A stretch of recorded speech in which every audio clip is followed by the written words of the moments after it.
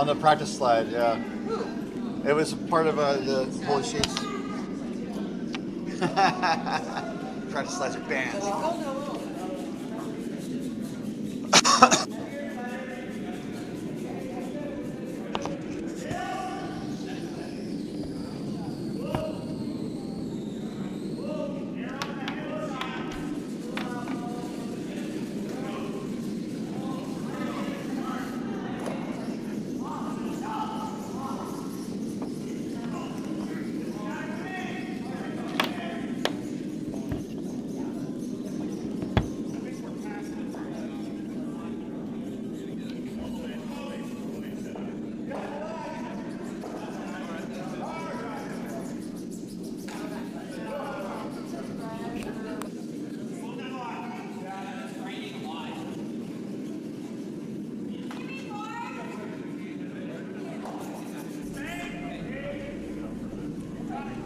Welcome, my friends, to another 8 Ends.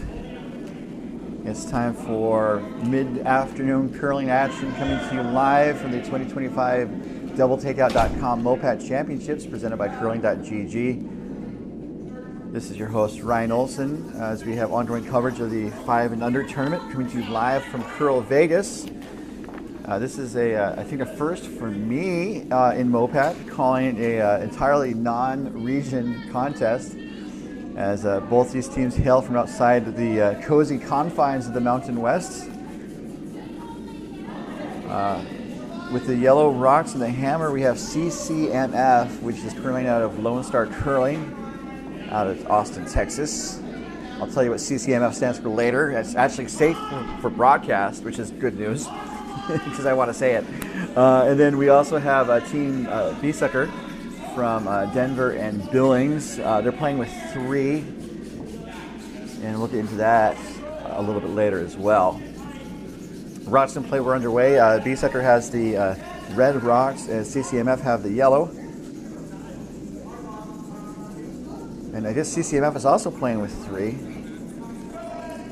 We could play the games a little faster if we had both teams play with 6 rocks as opposed to 8, but we'll see how it goes.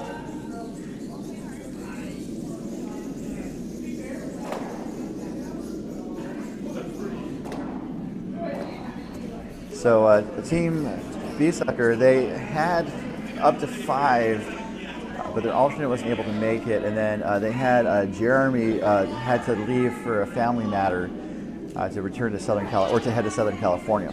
So that's where we're at. Rocks in play as we start things off here early in this 2 p.m. draw. I'll also let you guys know about the other 3 games in action. All games are also streaming on the Curl Vegas YouTube channel, static streams, not missing the effervescence of my personality, which might be a reason to switch channels maybe. So this next rock coming from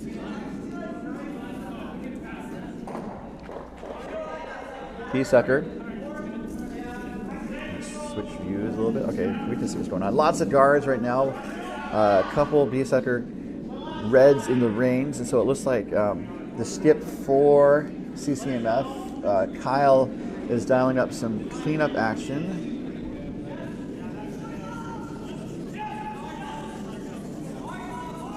As Ryan Moss delivers, he's got a low delivery there. I wish I could push out like that. Looks like it's going to be a little bit wide. I'm going to kiss one of the reds, enough to get it through the rings out of play. So mission accomplished. I think a good save there for CCMF.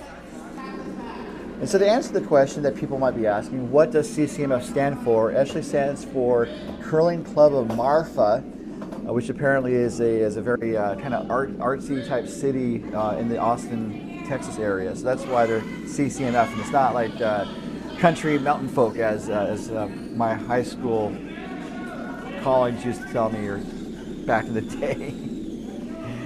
So Ronson play early. I'm gonna have a guest join momentarily. So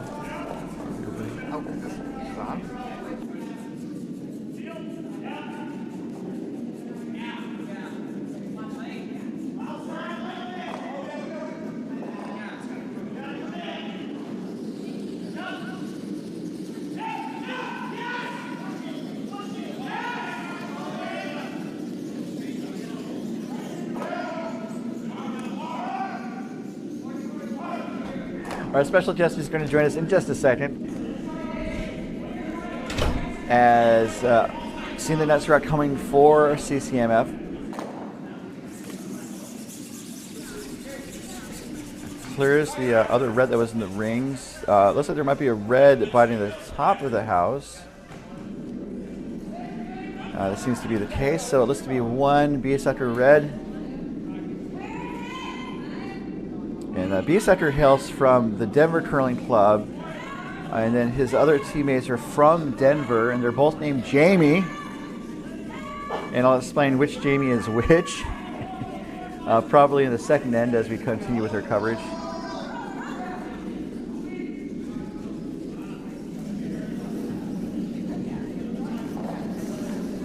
So this looks to be a likely tap up. It's kind of hanging out though, which is not bad because it wicks off of the red that was at the top of the house and then spills the shooter to the left forefoot. And so Biesecker sitting 2.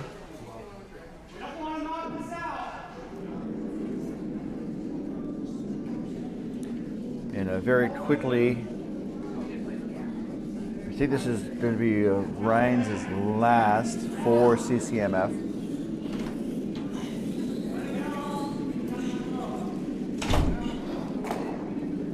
It's going to clip the red, and then the shooter's going to roll to the left 12-foot ring to be shot. So Biesecker's probably going to take it on.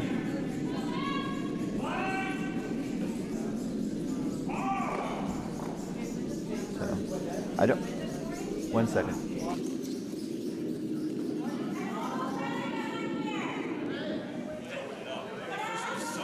I guess whenever you're ready, sure. All right, so. Yep. All right, go ahead and say something. Did you hear me?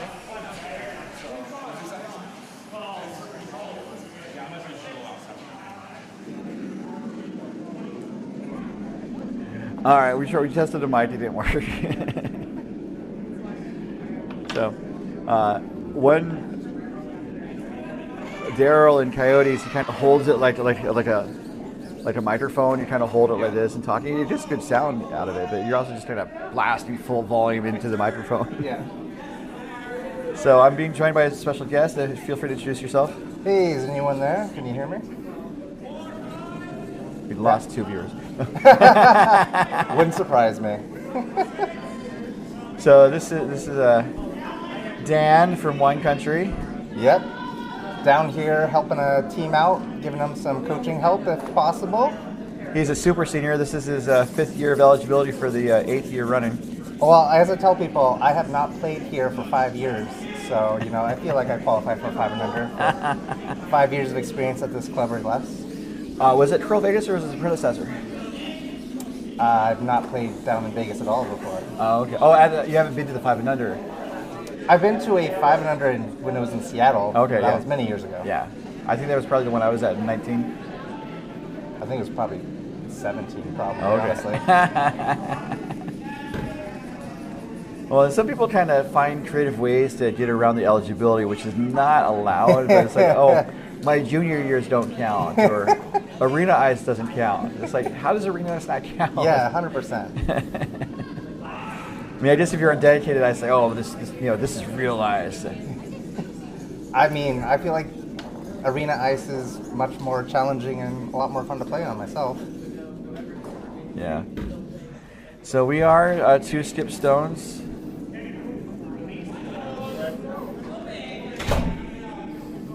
And this is the skip for CCMF. This is Kyle Anderman.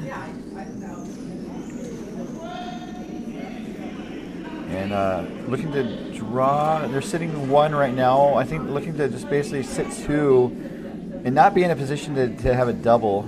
Yeah, it seems like that side of the sheet's running a little straight. It's tough to say because I was finding, like, I don't know how much you've seen of Sheet C, but I've seen every game of Sheet C. I can imagine. Yeah, I haven't seen much of Sheet C yet. I know the team I play, I'm coaching does play it tonight, so Yeah. we'll see how it goes. Some good knowledge. Yeah. I've seen a heavy swing towards the windows. All right. And then it curls both ways, so it does swing back towards the walkway. All right. But just not as much as towards the windows. Yeah. So I don't know if there might be maybe a slight. After talking to someone else, maybe there's maybe a slight slope from the walkway towards the windows. All right. I'm just as a thought. It's possible. So, and that's kind of that's arena ice thinking. Oh yeah, I love getting on new ice and trying to figure out the lines as fast as possible. Yeah. Well, it's so important at these type of competitive events. Oh, 100%. So this is the last route coming for CCMF, the hammer. No. So this is Biesecker's last. Looks like it's a good hit though. Is the little roll under, not really covered. Changing views. Let's see when they move to the side. Move, Modano. So you can see about 80% of that red when it moves. So actually, almost all of it. I think if you go after this with hack, you'd probably get it just fine. Yeah, I just need to move it to the back 12. Yeah. Really, that's all you need. But based on where he has the broom, he's definitely going to throw some pace at it. It's kind of funny. This is a team from Texas, and I've been making like pace salsa jokes all weekend and stuff. So. But if I just had tacos for lunch, you know. And we're gonna have tacos for dinner. Oh, nice.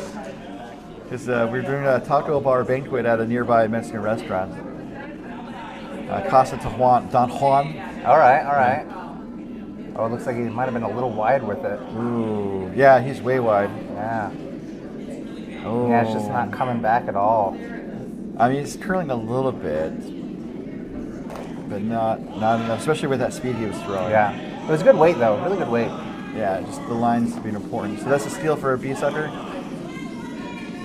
Take a 1-0 lead into the second end break. I'm going to do some a pause for sponsorship. So it's really great when people announce when they're doing stuff. Like you have Joe Buck, like, we're going to take an ad break now. He also welcomes us into the booth way too often. But I kid. Joe Buck's calling a baseball game this season. Oh, all right. Yeah, he's calling the season opener. Oh, interesting. Yeah. And on that note, coverage of the 2025 DoubleTakeout.com MoPac Championships presented by Curling.gg are presented by DoubleTakeout.com. Throughout the competitive curling season, proprietor Ken Pomeroy creates an up-to-date ranking of the top men's and women's teams from around the world. DoubleTakeout.com. And by Curling.gg. Test your skip skills against your friends online at Curling.gg.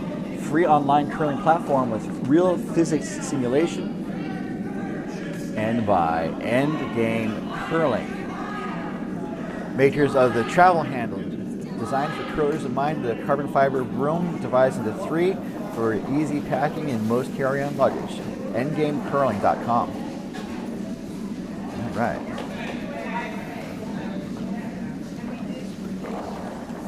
Definitely appreciate our sponsors, but also definitely hope to be respectful of people's times. Unlike a YouTube streamer where it's like, I'm talking about cereal for the next 10 minutes. Very true. And speaking of streamers, this ad is being brought to you by DoubleTakeout.com. But you heard all about DoubleTakeout.com, so I won't belabor the point. Unless there's a double takeout. That's true. That's kind of nice synergy there. Indeed, there is. Like Ken did not ask for that. I came up with it. Okay. Yeah. Some fun insight to that. It's very baseball radio or baseball broadcasting. It's like, oh, you know, that foul ball is brought to you by Safe Light Auto Repair and stuff. So that's very true. Yeah. So routes and play were underway. Lead stones. Both teams are playing shorthanded with 3. The lead and the second forward team, Biesecker, are both named Jamie. So just if you see a woman throwing a rod for Biesecker, it's Jamie. they spell their name differently. So okay. As we see the lead for CCMF, I'm going to let Dan try to pronounce this last name. Oh boy, that's not great.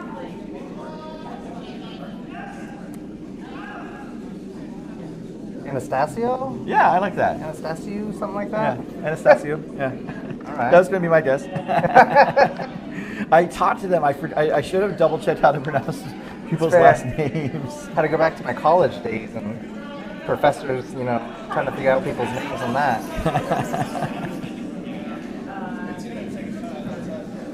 So lots of guards. We are playing with the no-take rule. This is the first year we've had the no-take rule in effect for 5 and under. Oh, okay. Yeah, because as the event has kind of evolved from a purely social event to hopefully being a hybrid to kind of accommodate people who want to be more competitive and the people also want to have a good time and learn more about just bonspieling in general and stuff. Yeah, that makes a lot of sense, honestly. I mean, I know our club implemented it quite a while ago. It's a great draw, by the way.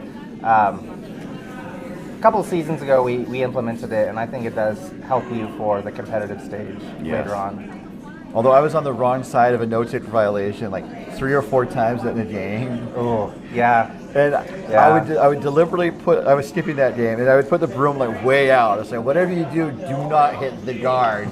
Do not hit the guard. Hit the guard. Happens to all of us. I know. It's like the miss is wide. Oh, narrow. Okay. Oh, there's 2. Okay, so there's 2 Jamies. One's a fella, the other one's a woman. So good to know. The lead is Jamie with a Y and E. So this is looking decent. yeah, some great draws. And that's also kind of one of the advantages, one of the traits that you might see of arena curlers is that they really have really good draw and guard weight a lot of times. And then the challenge is to dial up takeout weight and stuff. Yeah. It's more of just, with the arenas, the lines, the stones don't snap as hard as they do on dedicated ice. So it's just trying to figure out where those lines are for your hits. But that was a great draw by that team. By Jamie. Yeah, by Jamie. Just the top button. So this is Will's last. The 5 rock rule is over now. And I guess we should explain what the no-tick rule is maybe in the next set or something. Because it's still a relatively new rule. And we have a lot of people tuning in that don't necessarily know all the ins and outs of the game. And also it's kind of funny is that the rules are getting more complicated. It's still not super complicated, like infield fly rule complicated. Yeah. But just to say, it's like, okay, all you have to do is like draw, or you can hit the other stone out. But it's like, okay, well now we have the rule where you can't hit a guard out until after 5 rocks. And then we make it even more complicated with the no-tick rule and stuff. So this is Jamie with a Jamie. So and that's Jamie Connell. Okay. And both Jamies hail from the Billings club. And then also one thing, this is the first game I've called that is entirely non-MoPac. Oh wow, okay. At least surprising. here, yeah. Yeah. I had a great draw here. Yeah. I have called like a non-local game before-ish, because Ogden Curling hosted the Utah-Ukraine Solidarity Bonspiel. Oh yeah, I remember that. And the final was between a Coyotes team and a Ukrainian team. Okay. Yeah. And I got to try to pronounce Ukrainian names as best as I could. I definitely can imagine that being a bit of a challenge. And also, speaking of challenge, the ice was a little wonky in the final. And everyone kept trying to throw takeouts. And it's like, the rocks aren't curling that way. It's not going to make it there. It's like, we're going to try the takeout again. It's yeah. And then eventually, it was a draw that won the game. Okay. Yeah. Looking to clear out the front. Gets 1, gets 2. The shooter's going to stay up front, though. Yeah. I mean, it helped a little bit, but that's still pretty blocked up in the front. There's a path, though, to the front, which is what Biesecker's going to close down. Yeah. And who's your team on the ice? They're not playing right now, they're playing next. Yeah, they're playing at 4:30, and it is Team Hot Dish. Oh, Hot Dish, okay. Is there someone on the team that's from Minnesota? There are 2 players that are from Wisconsin. Oh, okay. The second and the vice, or the second and the skip. Okay. And I have not called their games. Oh, Danny's here too. Yeah, so it'd be Zoe and Jason. Yeah, okay. I've seen Zoe before, I think. I've tried to pronounce her name before. Her first name is fine. The last name is... Yeah. It's okay. It's Cannabis, I think. Yeah. Jason's last name is a little bit more tricky in the way it's spelled. Zakarsky? Yeah. Okay.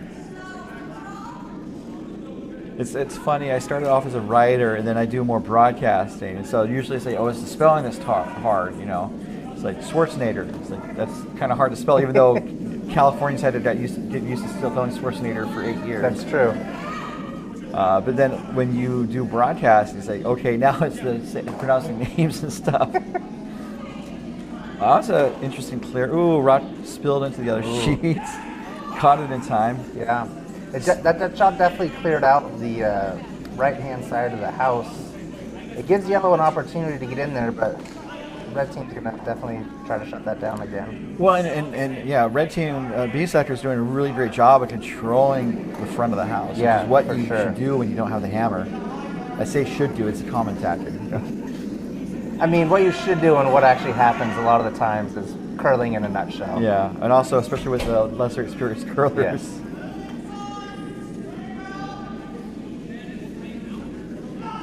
This is hanging out. Not seeing, I mean, there's some finish. A little bit. There. So that really broke past the hog line. I think yellow still probably has a shot in there. So they're thinking about clearing out the front more. Guys, that's the way.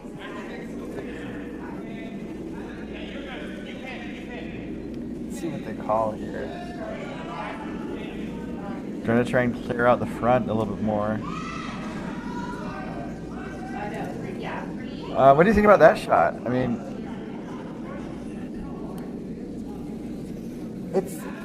we'll see how it works out. I don't mind clearing out the side here, but if you don't loop some granite, it's still gonna be a little tricky. well, it did get something. Yeah, I mean, you're now leaving yourself a raise on that other yellow, or the other side's still kind of a little open. I do have to say that Biesecker gave CCMF a tough situation. Oh yeah, for sure. Because they've really narrowed the storing area. Yeah. And they've also narrowed the draw path. Kind of take away both of those elements. Yeah.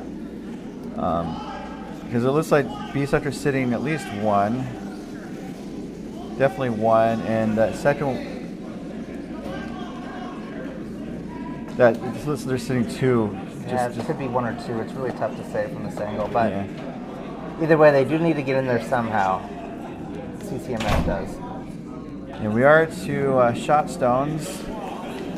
This is Dud Biesecker, hailing from the Denver Curling Club, a very popular curling club in Golden, Colorado. It is a very popular curling club. I've heard that they almost have limited space for getting new people in the club. Yeah, they had a wait list for a long time. Yeah. And then also I know that we were able to have the 5 and under there for a couple of years, thankfully. Yeah. But their schedule is just so congested now that it's not possible. Yeah. Even though we'd like to come back. We've also looked at Rock Creek as a possible venue, but Okay. Rock Creek has just not really expressed any interest. Oh wow! All right. Which would be nice to hear from them one day.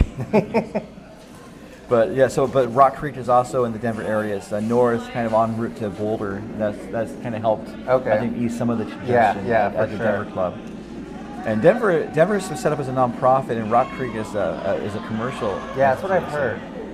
And I've heard great things about Rock Creek, though. It's a beautiful place. All right. Yeah, I've not been out to Rock Creek. Yeah. Just the classic Golden facility. Yeah. Now looks like CCMF is gonna play a really tricky port hit here. It's kind of all they got besides maybe an angle raise on that other yellow, but this is a really tough shot. Yeah, that port's not very big. I mean, it looks No. kind of deceiving with those front two stones, but there's that red in the top 8 foot, which you can't really see. You can kind of see it's to the left of his feet, Yeah. and that seems to be maybe a catcher. And this is the straighter side of the ice, so it's all about managing the curl on this shot and getting your weight just right.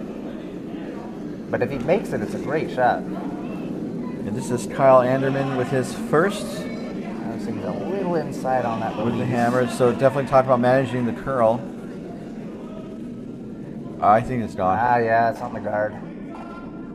Get a plan B out of it? Nah, not quite. Sort of. Ooh, it raised one of the reds. No, it didn't raise one of the reds. It really just clogs it up even worse. Yeah. Oh man, it was a tough shot, but like you were saying, there wasn't a lot of options. Yeah. And I think honestly he was just a little narrow out of the hand, so just kind of set it on that trajectory where it overcurled. Yeah. And so now for Biesecker, I always kind of say close the door. This is definitely a close the door situation. Oh yeah, definitely. Sitting 2, there's not really a run back anymore. And then you want to basically put up a guard, but you don't want to put it in a place where they could like be an angle raise or anything, or an angle. Yeah, that's very true. I feel like it's pretty safe on this side at the moment. I think the only thing you don't want is to hang it too wide where you leave them the draw path over there. Well, okay, so they have the broom at kind of middle of the 12 foot. Let's see how much it curls, because this will be a good test to see how it curls. And we've seen like up to 6 feet of curl on this side. That's true. It's starting to move a little bit. It really breaks by the curl Vegas logo. Sure does. Right there. It just dives. About 13.3. Okay, that should be probably top 4. But then it also kind of shows the draw path to the other team. Sure. I think at this point,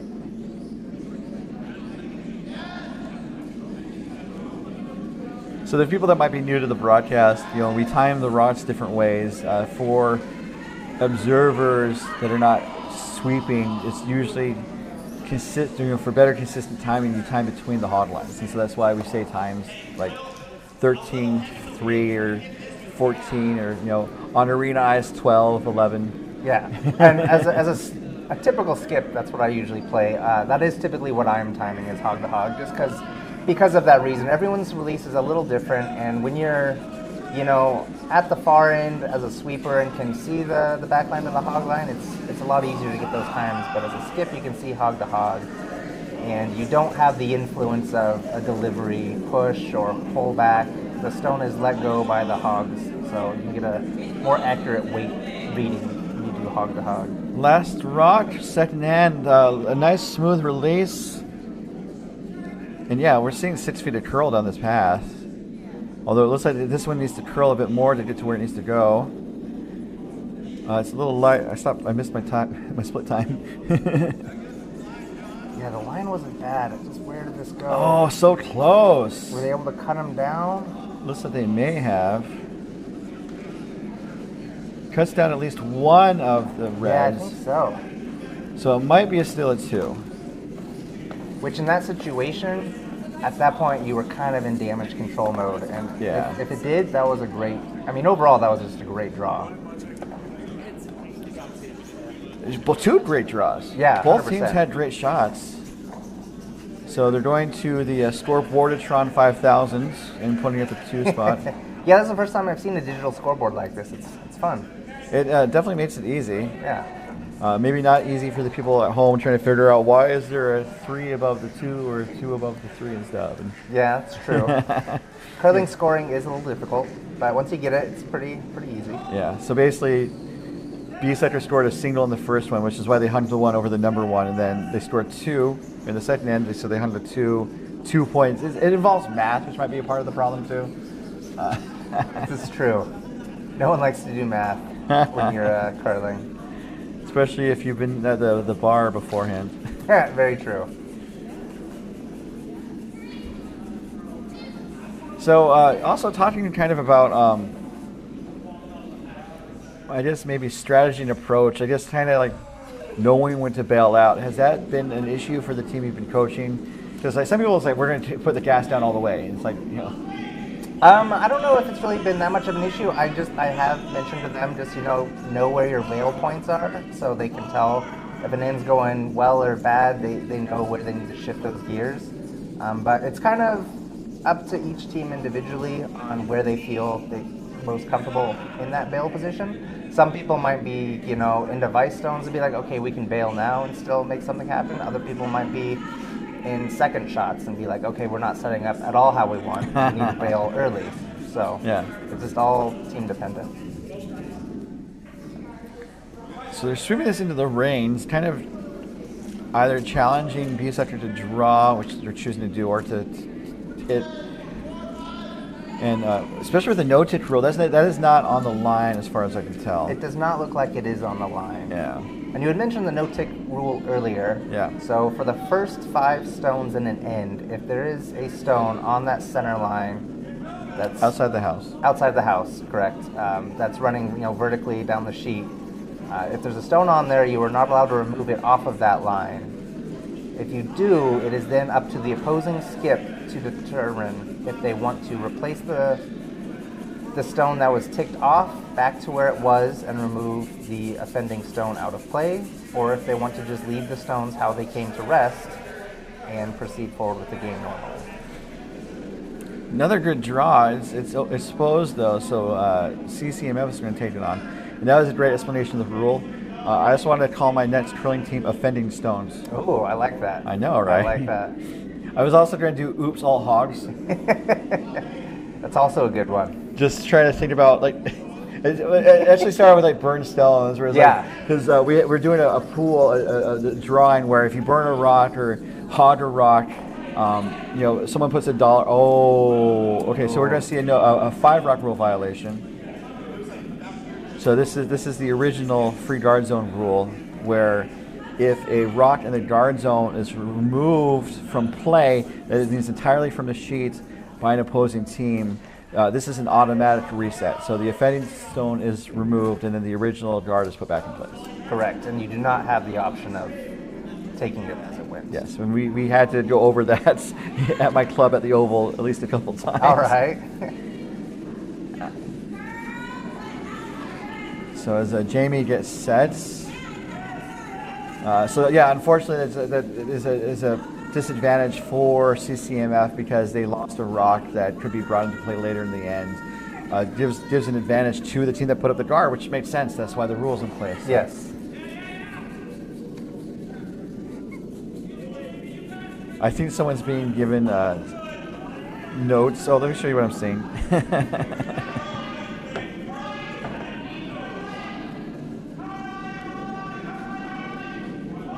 So that was a flash too, or no? They trade shots.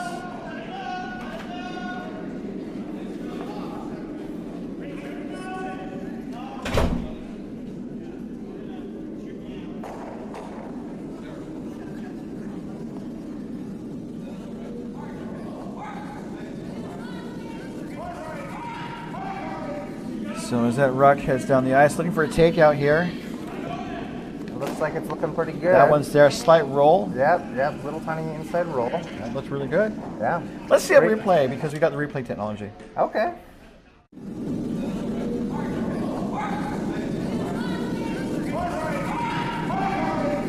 So as that rock heads down the ice, looking for a takeout here. Looks like it's looking pretty good. That one's there, slight roll. Yep, little tiny inside roll.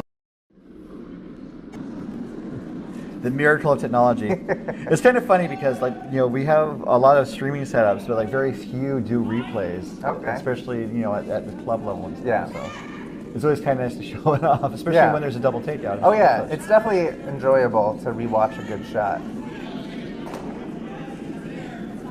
This one's a little bit wide, so Jamie, after a couple of solid draws, has been a little heavy. This ended action is being brought to you by curling.gg. For skips and curlers who love a good game, curling.gg is your ultimate practice tool. Free, easy, and all about strategy. Visit curling.gg to test your skills right now. That is in the script I was given. Nice. So this, I think, is Ryan Moss's first, I'm going to say. No, it might be Will's last. Well, they're trying to draw down the straight side. Probably just put something top house, maybe T-line. And when we say straight side, it's still curling 2 to 3 feet. Oh, that's true. But compared 2 feet compared to 6 feet, it's quote unquote straight. I mean, but also we're on arena ice, so if it stays, straight could be like a ridge that it runs on. Yes, true. Or it could be it just doesn't fall as much as the other side. But I know there are quite a few arena teams out here. Oh yeah. And it's always fun to see people that play at arena clubs come to Bonspiels. And on dedicated facilities, because stones definitely act different on, like I mentioned earlier, on dedicated ice versus arena ice. So getting that experience is crucial for your further curling career. So we had one yellow go away. The shooter is lost. And then the other yellow that was in the center of the house moves to the back 12. So it is CCMF sitting 2 now. Yeah, it was a great cleanup shot.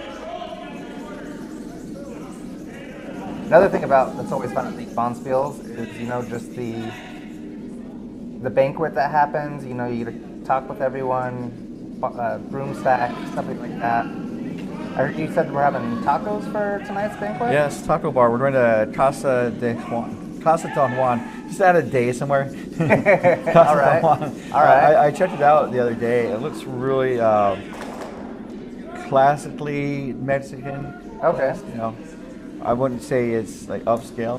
I mean, Yeah. I'm not running this place down. Just trying to describe it and stuff. Yes, kind of the wrought iron features and stuff, like fence type features and stuff. All right. Yeah. So.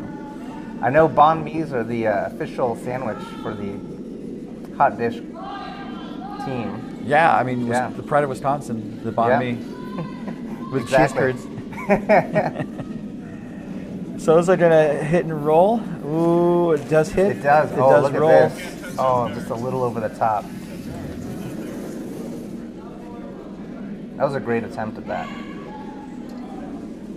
And again, it just takes out another CCMF counter. Yeah.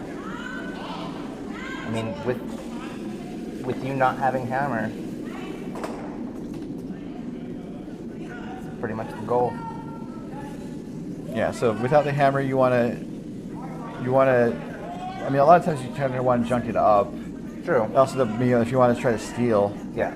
But if you don't want to steal, getting rid of the opposing team. Well, I mean, even if you do want to steal it, like junking it up, clearing the other team's stones, that's a pretty sound strategy. Yes. And it's pretty open right now, so removing that stone's probably a pretty good call, just because you could try to draw something in underneath the guard, but if you ever back, then they can freeze. Whereas removing that stone, you're kind of setting the other team up for scoring less points, hopefully. That was a nice draw round. It really was. So it's curling's fun. I mean, 100%. It's also kind of like I've said it a lot on these broadcasts, but I definitely kind of picture, these broadcasts as not being. We try to be professional, but like the approach to the commentary is that we're in a warm room, and we are literally in the warm room. That's very true. There is a cold room 10 feet to my left. But we talk, but when you're at the club, sharing a beverage, talking to the other team or other players, you're often watching the games and saying, okay, what would you do here? Or like, what are they doing? Or what are they doing? Yes. And I haven't said what are they doing that often, especially this weekend. But you're kind of talking about the strategy and what they might be doing. Yes. It's always fun. It's always fun. You curl 100% in the warm room, as everyone likes to say. You never miss a shot and never call the wrong shot when you're in the warm room. This is over curling. It sure is. Oh, but they might get something here. Yeah. It's a little heavy. Not too bad. So based on the weight, were they going for the run back, or? I think they were trying to play the tap on the one that's sitting shot. But the way that over curls, I wonder if a good plan B would have been to just start sweeping it to curl more, get a little bit more nose on that red, and you would have run it into that yellow that's on there. So. Yeah, look for a plan B. Yeah. And that's something that we talk about a lot in curling. They talk about it on TV. We're talking about it here. Yes. The new TV. Although apparently more people are watching YouTube on their TVs than they do on their phones and the memory card stuff. Yeah. Which is it's fun in a way, but we also design our broadcasts to fit both phone and web and stuff. So all right. Not quite what like the NFL broadcasts do, where they have the scoreboard in the middle and like it's geared to be like, oh, we cut out, you can do a vertical shot for the TikToks and stuff. This is Kyle Anderman's first, but yeah, so you shoot 100% in the warm room, and I definitely always know that I'm not on the ice and I'm not seeing everything. So, yeah. There's definitely times in the warm room like, oh, that port looks like it's there, but then actual conditions when you're on the ice, you realize that it's not curling enough to make it through that port. So Yeah. being on the ice is definitely different than actually being in the warm room calling a game. That was unfortunate, a bit of a miss, because I think they probably would have liked to sit top 12. Yes, I agree. Be sitting another counter. It does junk it up a little bit, as you mentioned before, which is okay, but they still have that kind of heavy draw to bump that if they want. Yeah, I would have probably maybe wanted. And again, this is we're Monday morning quarterbacking, but like if they put the yellow kind of like in the L of curling in the top 12 foot, I think that would have been kind of an ideal split position. So it would take away the direct takeout. Yes. I mean, it could set up a weird double. Yeah. But then it also takes away the run back too. Yeah, exactly. So just a slight miss. And obviously, talking about Plan B, is that something that maybe newer tourists don't necessarily think of? Although, again, experience varies wildly. Oh, 100% varies. But like a curler in their first year or two may not be always thinking about Plan Bs and stuff. And it's not out. You might predetermine what a Plan B is, but it also comes with experience on how fast do you switch from the shot you wanted to, okay, we've got to bail and go with that Plan B and try to make Plan B work now. So looks like Doug is going to try to draw to reduce the scoring. Yeah, he looked like he was a little wide on his release, so Oh, this hanging a could bit, be and it's a little light. a little dangerous. Not bad though. It's not going to make too much of an impact on the situation of the house. Doug is not happy. No, I mean we just shrunk that port down to probably about 1.5 stones, maybe 2 stones. But they don't need to go through the port. They just need to touch paint to score a third point. True. So yeah, just a couple of misses late in this end, one from each team, and that really just turns the game around. Yeah, it really does. So, That's another thing I love about curling is you can be sitting 6 in the house, but if the opponent makes one good shot and you can't do anything with that 6 stone, then they steal. So it's all about managing the entire strategy, the entire end. So you just basically need to touch paint. So this is going to be a weight and line shot.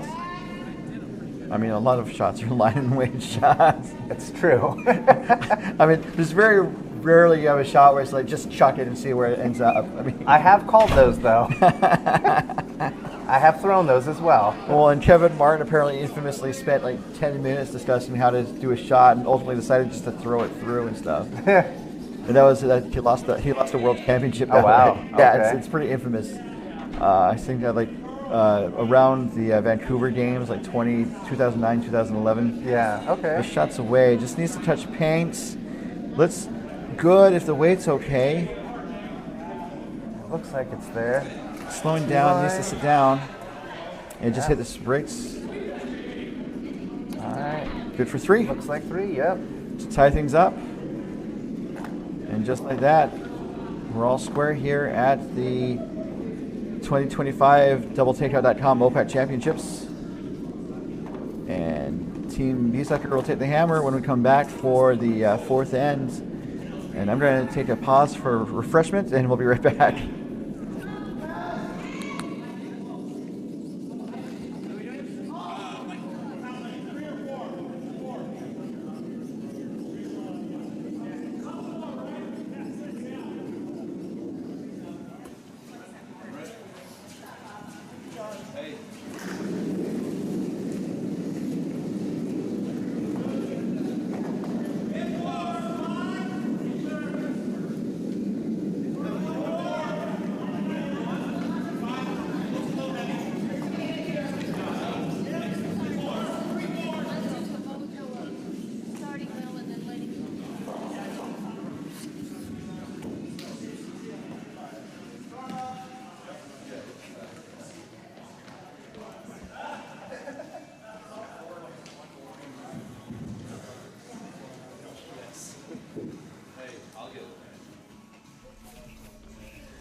Rocks in play. We're underway here in the fourth end of a possible 8 ends regulation here at the MoPac Championships presented by curling.gg.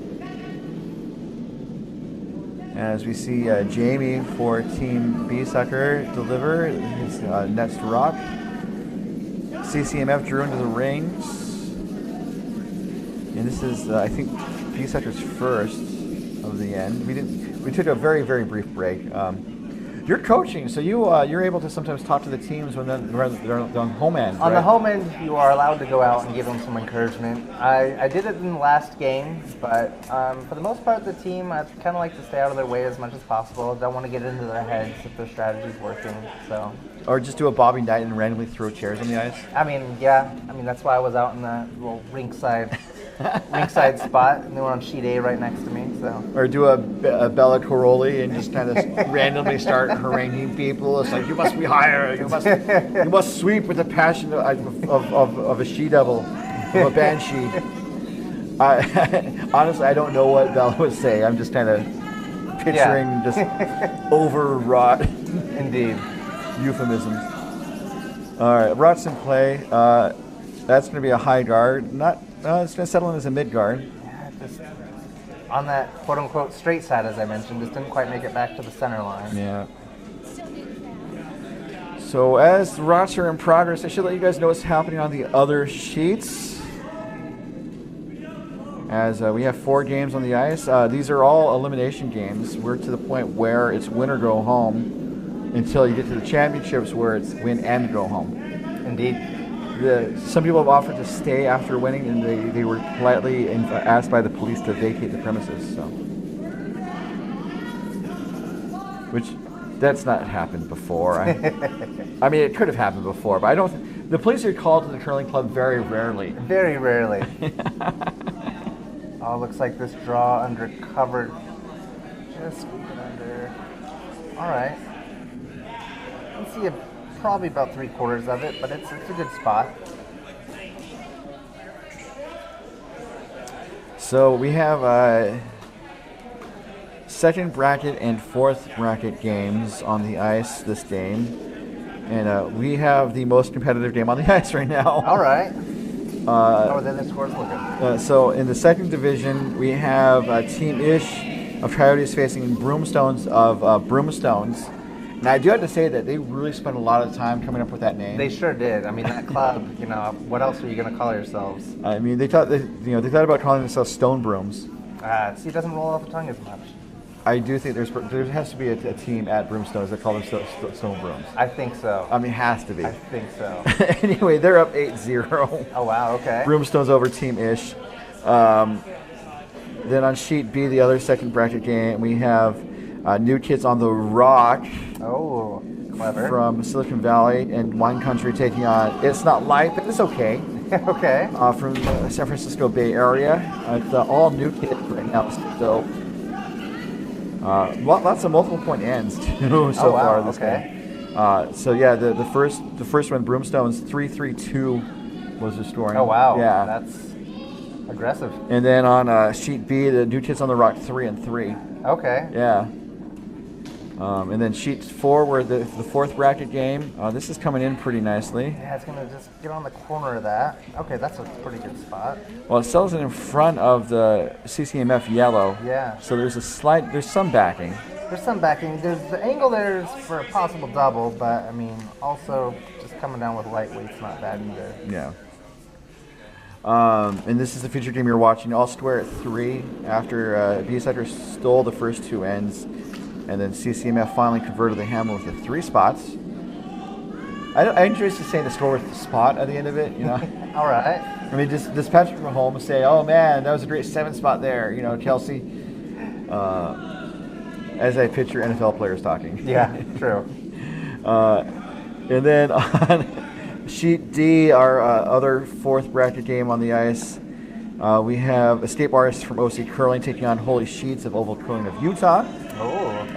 And then Escape Artists stole the first end with 4. Oh, wow. And then Holy Sheets converted the hammer with 2 and then stole the third. Okay. And we're seeing a scoreline of 4-3 in favor of the Escape Artists. Oh, all right. Or the Escape-Cateers, as I'm now calling them. That doesn't work. I don't know. I do know that team does like to go to an escape room or two when they bounce spiel, so their name makes sense. Well, and I know for Katie Feldman, one of the organizers of the event, she also enjoys doing the escape rooms with her team. Indeed. It's something fun to do. Yeah. My team actually went out and did an escape room last night. Did you escape? Well, I mean, you're here, so I guess They you did. escaped. I didn't go. I Okay. had 3 hours of sleep since I was driving from the Sacramento region on Thursday night. But they did go, and they did escape. It's one of those where if the police are called, you didn't escape the room. Indeed. I thought this was one of those smash-up places. Like, no, this is an escape room. Please leave. This is, also, where did you get that sledgehammer? You didn't come in with it. Did you know this used to be an axe-throwing place? Really? Yeah. Okay. This place has a pretty interesting history. It was a data center apparently for a while, which Can we combine the two and like Axe maybe throwing? the After Dark? do MoPac After Dark. Yeah. We might have to pick and choose because if we do the glow spiel or the blacklight curling, I don't think we can do axes. That's some true. pinball action. Yeah. Pinball action. Ended up putting some more stuff in the 4-foot.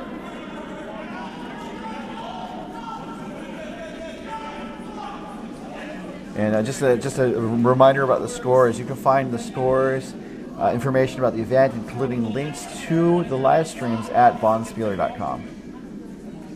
It's a public service. Thanks to viewers like you. And we do thank our viewers. Indeed. I mean, you could have watched the Scotties, but you're here, so. And then someone's going, "What's the Scotties?" And some people, it's kind of funny. It's like sometimes you have to let people know what the Briar or the Scotties are. Yeah, yeah. For someone who's watched curling or been involved with curling for so long, it's like you almost know it by second Oh, for hand. sure, you know it. But yeah, when I first started, I had that same thing. I was like, "What are those?" But then you realize it's basically the men's and women's Canadian championships, and Canada being one of the top 3 teams in the world, essentially. It's always good to watch that high level of curling. And that's also just kind of seeing how curling is such an important national event up in Canada. Yeah. Not as big as the Four Nations tournament, apparently, but but that was a fun tournament. I didn't watch any of it, but just to see the nations really get involved and like how enthusiastic they are. Just what's a mid-season exhibition and stuff. Yeah. Ooh, this one looks like it's curling kind of hard. Oh, this might be a great shot. Yes, oh, wow. it is. Fantastic. Hits the yellow at an angle, bumps the red off the button, and just like that, Completely flips the end. Now red's got to scramble to try to get their point. looking for some cleanup on aisle C for Team Biesecker.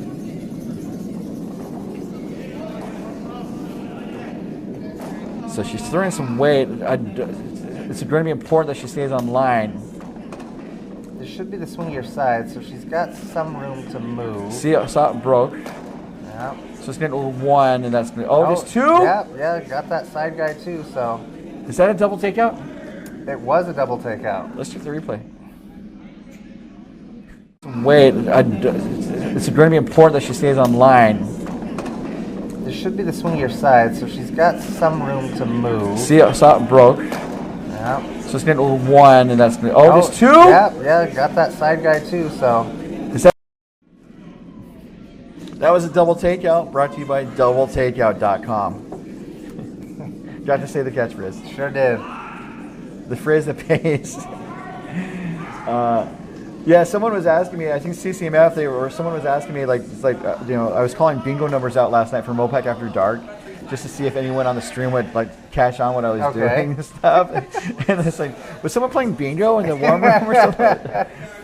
And no one responded on the chat, so I was like, okay, the joke has run its course, so I'm just gonna end it. But then I joked about this is a progressive jackpot, so the pot's gonna grow next time I do it. It'd be funny if I actually paid out, which is on my dating profile. All right. Just the catchphrase. It'd be kind of funny if I paid out, which I don't know how that would apply in a dating context. But yeah, I don't know. Yeah. And that's all I'm going to say about dating profiles. No one wants to hear about it. We want to hear about the curling action, and they want to see the curling action. So we're going to draw on top. Yeah, just trying to clog it up some more for red, leaving red a trickier shot. I think they got full button there. Yep. Here's a draw. Slight tap would be good. So I think this over curl, honestly. I think if they had like a stone less curl, they would be in a really good place. Yeah. I mean, red's still got to try to figure out how they're going to save one here. I think 2 is, without some heat thrown to move stuff around a lot, 2's looking a little dire, but I think you can probably still salvage 1 if you make the right shots. Looks like the skip or the vice skip for CCMF is taking a nap. He's got his head down though. That's all. I mean, it's a long weekend sometimes. I mean, there are some nice, cushy, comfortable-looking chairs behind you. Oh yeah, we see Trevor and Kara from the Oval Curling Club on the left side. They're from the Oval Curling. All right. Presumably watching the Oval team on sheet D. So. I can imagine, yeah. So Dud Biesecker makes his way down the ice. Dramatic shots of him approaching the hat. And they threw their freaking gripper on the camera. Or towards the camera. Dislodged it briefly, so I'll have to move it in a second. Alright. So it looks like he's trying to make some more room on that 4-foot. See what the angles play out to be here. And he's away. Coming home here in the 4th end.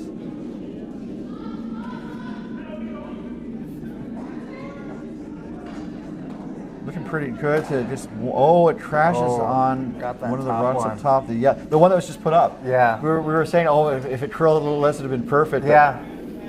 He honestly needed his stone to curl a little bit more. He just hit that top one a little too thin to really change much in the end at this point. Well, I thought he was going to try and park it in the pocket.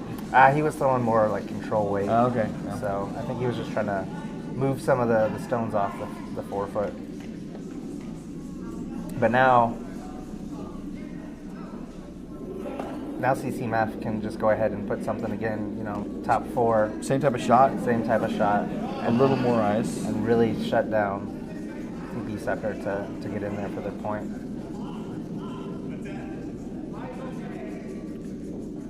The nice thing about portable cameras is that they're pretty easy to take up and take down, take up and take down. The downside is sometimes you get nudged a little bit. Yeah, I can see.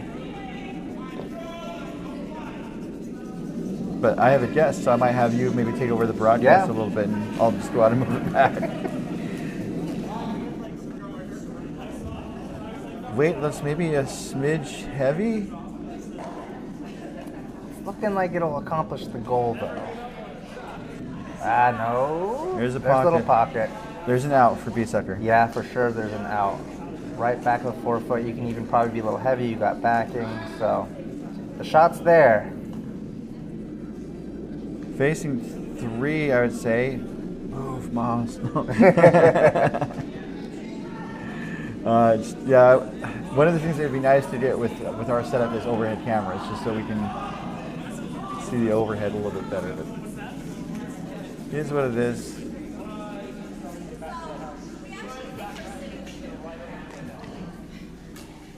Set up for a heavy draw, especially based on where the broom is.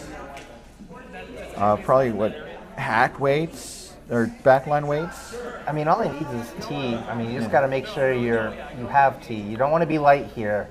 So I think the error here is going to be a little heavy. Think about what the miss is. Yeah. As we see, Dud Biesecker with his last. He's definitely throwing down weight.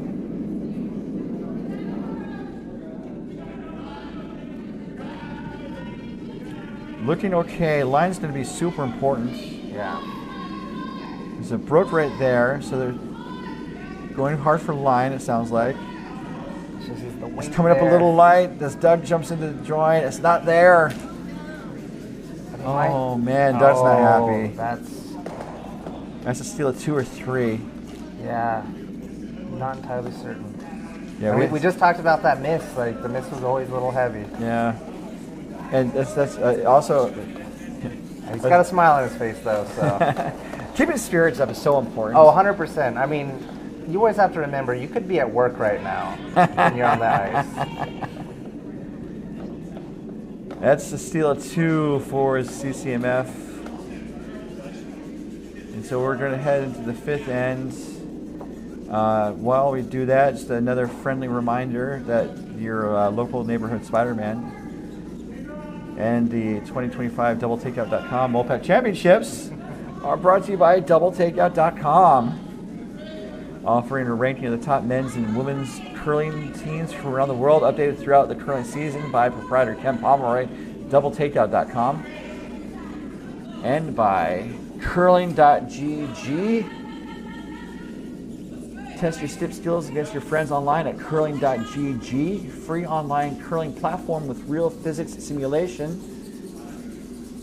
And by Endgame Curling. They make brooms. EndgameCurling.com.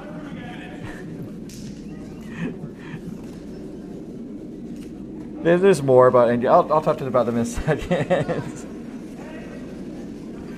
We got more game to talk about. I'm going to move that camera. Would you mind kind of taking over, chatting for a little bit? Sure. I don't know. You kind of see me how I switch between cameras if you want to try that. But otherwise, just to talk and watch the rest go by. So I'll see what happens. All right, I'll be right back. Ooh, looks like we might have a hog here. $1 for the jar. Yeah. Oh no, they're just gonna get it over. Yep. All right. So we got corner guard and CCMF wants to try to block up the front again because they're trying to basically prevent Team Biesecker from scoring this end again, whether that's through a steal or through just giving them one. That's kind of your goal when you do not have hammer.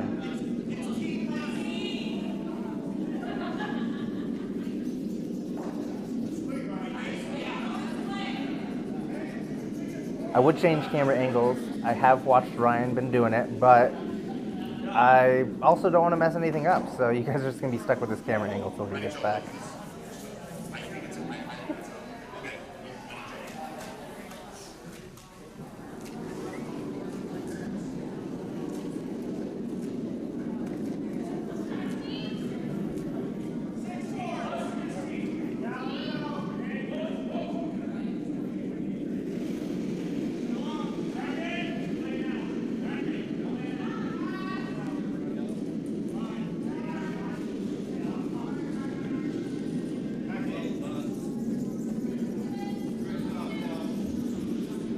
All right, Team Biesecker, I think is trying to draw kind of underneath that yellow guard that was over in the corner, or maybe that was a red guard. O'Donnell's kind of blocking that spot. Okay, it was a red guard. Come around just a little heavy. Takes the one, stays in the house is kind of important. Grab, yeah, it's just biting in the back.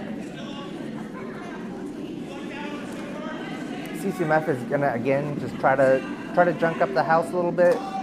A guard's great. Something in the top 8 is good. Again, just trying to prevent Team Biesecker from scoring.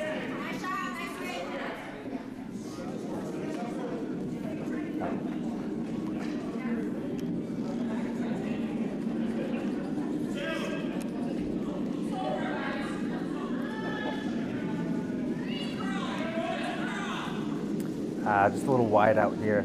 Again, this side is just running a little straight on the window side of the sheet.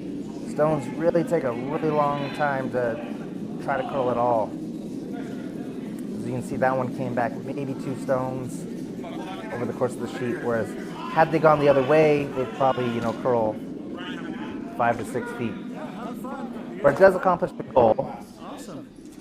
Get into that shot stone, as I just mentioned with that curl, is a little bit more tricky.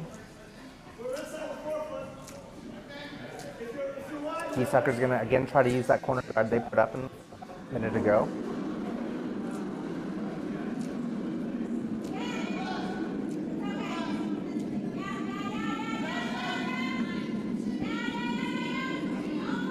Delivery on this looks pretty good. We'll see where it wants to stop.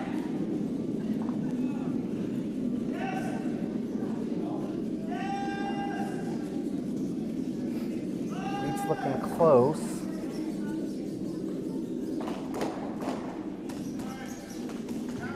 no, just held a little too straight. Ended up on that yellow one.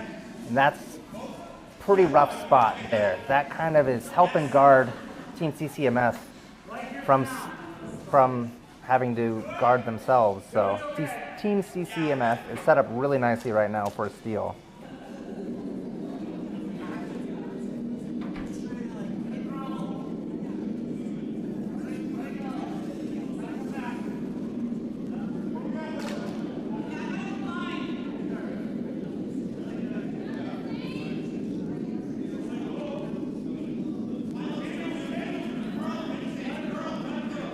Again, just coming down on that line. It's running really straight. They're starting to break a little bit, and that's even a great spot too. A little kiss there by the guard. Now you're setting Team Biesecker up from having to, or you're setting them up to where they have to either just clear out the front or try to break a weird, really tough angle double. They just need access to the house essentially. Because right now there's not much access to the house.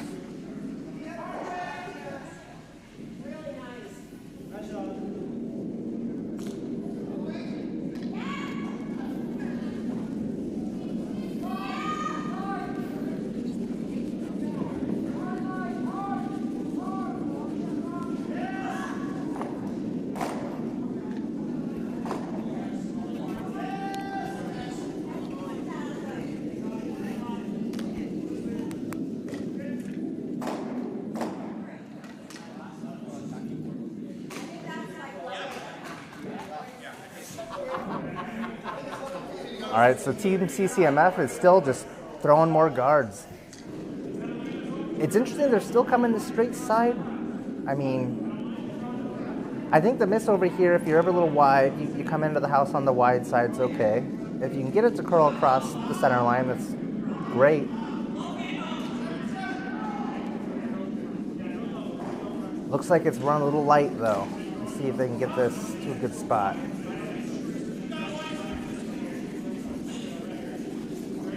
Ooh, it's close. Looks like it's just over the hog line. That is a great spot. That's roughly where he wanted it in terms of left to right, but probably 6 to 10 feet higher than he was looking for, but it accomplishes the same goal.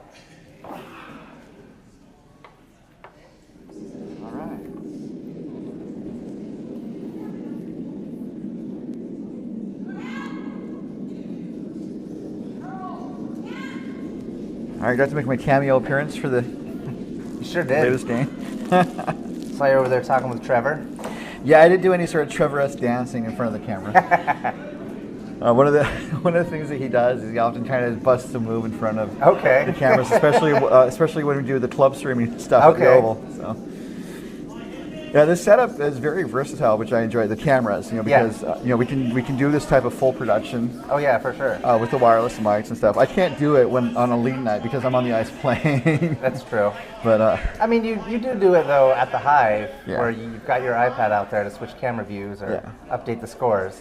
Yeah, but that's pretty low intensity as opposed to like constantly switching the camera. Oh, that's true. Doing play-by-play.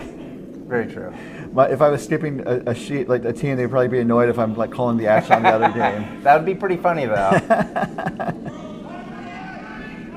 And the camera's fixed, so Yeah. Winner, chicken dinner. How many of your catchphrases were able to get on the broadcast? Not many. Just one so far. Well, here's one. We were talking about like leaving out like food perishables in the car, and we just talked about like tuna salad and mayonnaise and stuff. Oh wow! Okay. And so my catchphrase about mayonnaise, and you take this to the bank, and then have the bank say, "Why are you giving this to us?" But if the mayo is yellow and shiny, watch out for your hiney. Yeah, that's a good one. That's the phrase that pays. It does. Just call up your local radio station. I have the phrase that pays. Like, we're not doing that contest right now. What are you talking about? Back to the curling. That's what you guys are here. Team CCMF had a couple shots there that gave Team Biesecker a chance to get into the house. Unfortunately, that last shot was just a little narrow, ended up crashing on the guard. But at the moment, there is still a possibility of Team Biesecker getting into the house. Yes, although it looks like CCMF are sitting two. There's a yellow kind of on the wing, but that's out of the house, or like barely touching paint if it is. While you were gone, there was basically a wall there up in the front of the house, so Team Biesecker was in a much tighter spot in the last few shots, but looks like Team CCMF is going to try to put some more stones up to prevent Team Biesecker getting in there. Looks like we might be on track to have 7 ends of play. Okay. Because we have a 2-hour window for play. It's not a hard window necessarily, but we ring a bell after 95 minutes. And so we are about, I have to do math. I was not told to do math. 25 minutes from the bell. Okay. So, I mean, there's a chance they could play 2 ends in 25 minutes and get 8 ends in, but... It's true. Depends on how fast this end ends up. But when they ring the bell, teams can finish the end they're playing to then play one more end of regulation. And then if once you get to the 2-hour mark, no regular end will start after 2 hours. So that way we try to keep the event on pace. Let me show you what I'm seeing. I've been saying that a lot. This is it's interesting why they're drawing to that side. I don't think that was necessarily the call. I think it just over-curled on them. But it is in the house, and it is another counter. Yeah. So it's still something that Team Biesecker's got to deal with, these ones on the forefoot. And again, I think it's there. They just got to make sure their line and ice is right, which, as always, is with curling. So it looks like he's going to try and take it from the end turn clockwise rotation. Sort of seems like, well, keeps going back and forth. Okay, he's going... More ice. Because also that's the side that curls more too. Yes. Or the direction that curls more.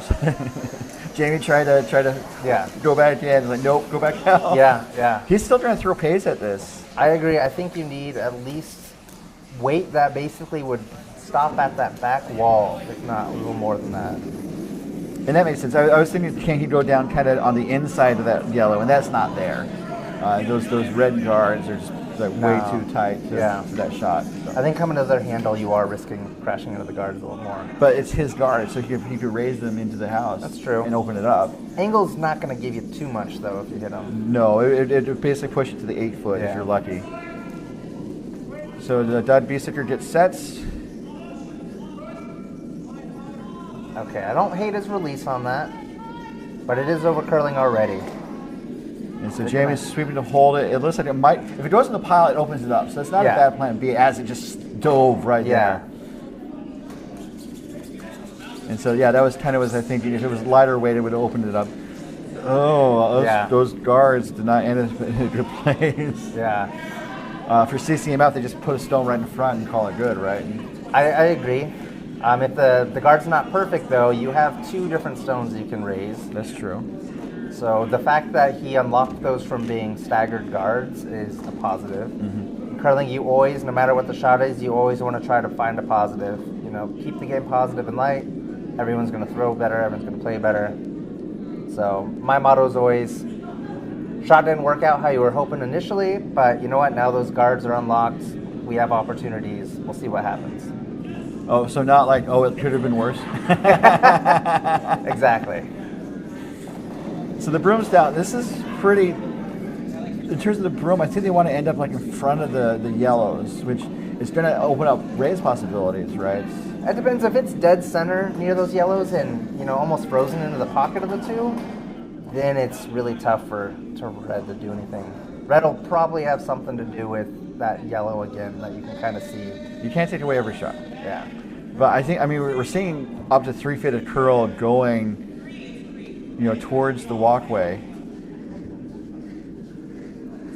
Although it looks like they want to try and push it out more. And a lot of newer skips don't go to where they want the rock to end up, or where they think the rock is going to end up. Yeah. And so that was a good move by the Biesecker to go there. And how's this angle, though? Oh, it's a little bit of separation, so that's okay.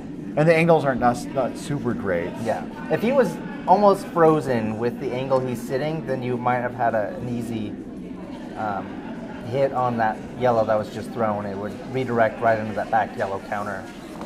But since there's about a stone of separation, I think, throwing that shot is a little dangerous. But also, what else does he have? Yeah. He's going to go after this yellow, I think, slash again, but that still gives up 1.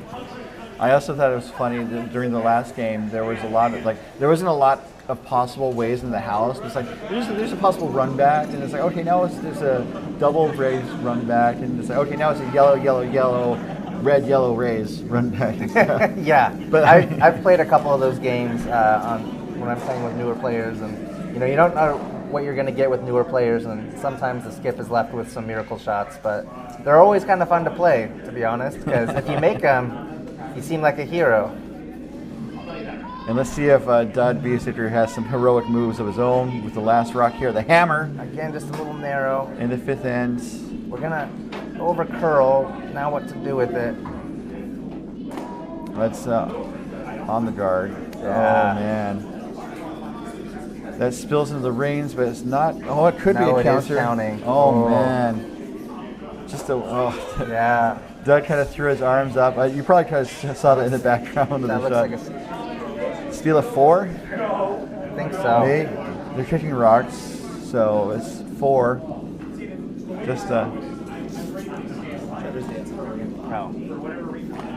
Just unlucky there, and I mean, it was a tough setup, and yeah, it really was. Team CCMF really took control of that end from start to finish. And there's an earthquake happening. That's because Trevor's over there. Oh, dude. Trevor's over there doing some dance moves. I just caught the tail end of it.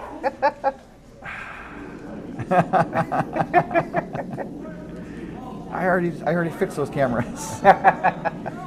It's crazy though. Just trying to make sure these cameras they're this is off the shelf consumer technology. Yeah.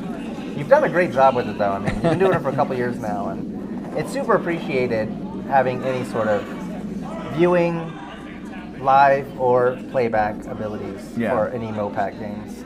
So and just try to show the action and kind of help tell the story of these curling teams and stuff. Yeah, so. And it's good for just team review. You can go back, you can rewatch your game.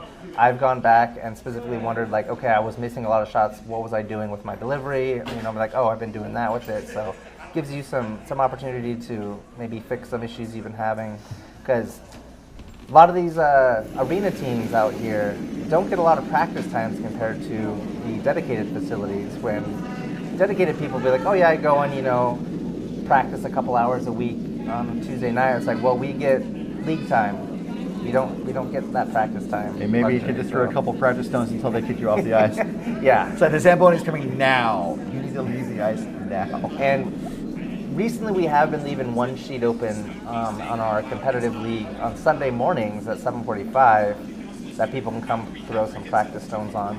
But it's always also on the edge sheet on arena ice. So it's a little hard to get your exact delivery on that based off of the sheet. It's always going to be slanted one way or another on the edge. So you can work on your slide and your dynamics on that, but getting your accuracy dialed in can be a little challenging on those edge sheets. So we have Will throwing his second rock here. It was 4 for CCMF to take a 9-3 lead. Really open things up here. No longer the most competitive game on the ice, but it's pretty close. Some of these leads have opened up on all the sheets. We have one set of handshakes on sheet A. Also, this is the last game for for half the teams on the ice. Is their last game. Yeah. So sometimes you want to play the string out, because also it's talking about arena ice, dedicated ice. This might be your last chance on dedicated ice for this is true for a year or at least a couple months and stuff. This is true. I heard you guys missed my dance. I got the tail. I got this part. Get my moonwalk? Missed the moonwalk. I was just complaining about how my cameras were shaking. It's like I was trying to wave. I was like, I guess I'm going to dance. But my dance because I missed the shot. I was like, I don't want to dance for his missed shot. That's probably a smart move. Oh, jeez. Yeah, again, as it's setting up, Team CCMF is kind of running the boat in this end. Team Bieseckers missed a couple of shots, and now Team CCMF sitting 2 with some guards out front is never really what you're looking for when you have hammer. So just to let you guys know, on sheet A, the second bracket game between Team Ish of Coyotes versus Broomstones of, guess where Broomstones is from? I think that's, is it Broomstones? It's Peachtree Curling, actually. Oh, okay, okay. No, it's from Broomstones. The Broomstones prevailed 8-2 over Team Ish. And so Broomstones survives to make the next game, which I'm going to look up right now. Broomstones, because some teams are going to qualify to the final, I think, or at least the semifinal. Okay. Broomstones, so they're playing Miracles Happen tomorrow morning at 8 a.m. All right. So we have Jamie again. It's really easy to call the Biesecker. That's true. You got two Jamies on there. You have a 100% chance of getting it right. Exactly. I know sometimes I play on the Hot Fish team. Well, 3 of the 4 players I play with on a couple bonspiels, and my first name's Jason, so when we've got a Jason and a Danny on the team, and my name's Dan, you can't go wrong. You can say Jason or Dan, and I might respond to either or. Sounds good, Jason. Oh geez, the don't call him late for dinner joke. That's even too low for my broadcast. But Why would I be late for dinner when I has cheeseburger?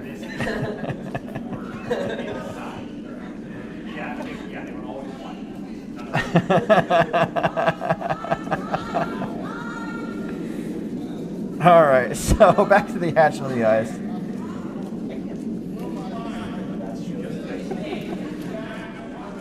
So it looks like Biesecker is moving some of the rocks around. I think shifting the control of the front of the house to them.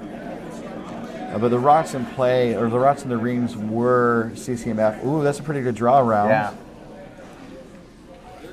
Again, without hammer, if they've got a bunch of stuff on the center line or in front of the house as guards, they've got pretty good control. Especially being top button. That's a tough stone to deal with right now. Yeah. Well, and also you need places to put your stones too. So Correct. You might think, oh, clear the guards, but clearing the guards only goes so far, especially in this type of setup. And it also depends on where you're at in the end. At this point in the game, this is maybe the last stone you'd want to try to clear a guard. After that, then you gotta really start probably shifting gears. Ooh, past the guard. Yeah. This is actually shaping to be pretty good from Jamie. Yeah, it's a good spot, honestly. Really good spot. That's a great shot. That was Jamie Connell throwing the stone. The other Jamie on the ice is Jamie Green. So Okay. yeah. JG and JC.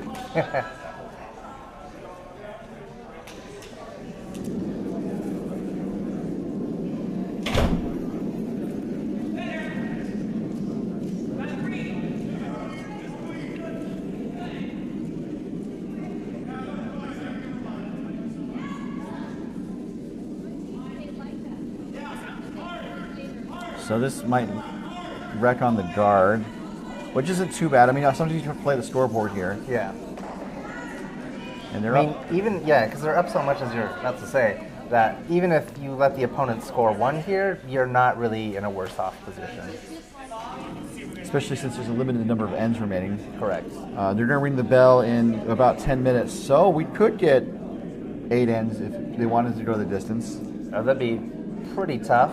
If it's running in 10 minutes, yeah, I guess I could see what you're saying. Yeah, because they only need to throw the first rock in the next end. Yeah, and they're already 3/4 of the way through this one.